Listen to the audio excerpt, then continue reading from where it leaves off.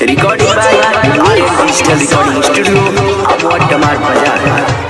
सुर संगीत के हाउ तू दाता रहेलु हंस को सवार हो।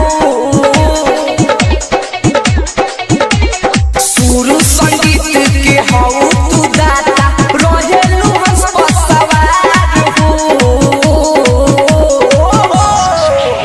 आ तोहरा सरनिया में गिरल बानी ए माई कहिया बनई गुए से तार हो।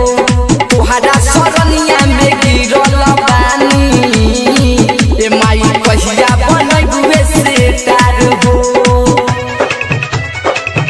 Recording by Aryan digital recording studio अमोट टमार बाजार। डीजे मनीष रक्सौल।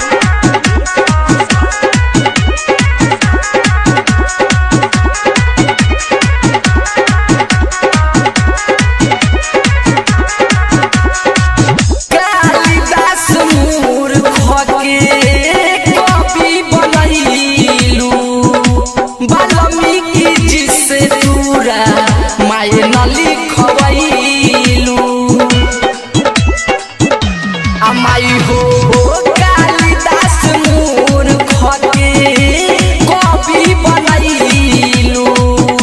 वाल्मीकि जी से दूरा माई न लिखवैलू। खेसारी लाल जैसन हमरो के माई दे दी तू अपन प्यार हो।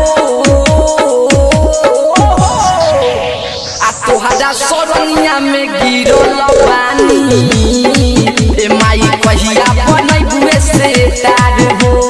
तोहरा सरनिया में गिरल बानी ए माई कहिया बनई गुए से तार हो। Recording by Aryan digital recording studio अमोट टमार बाजार। डीजे मनीष रक्सौल।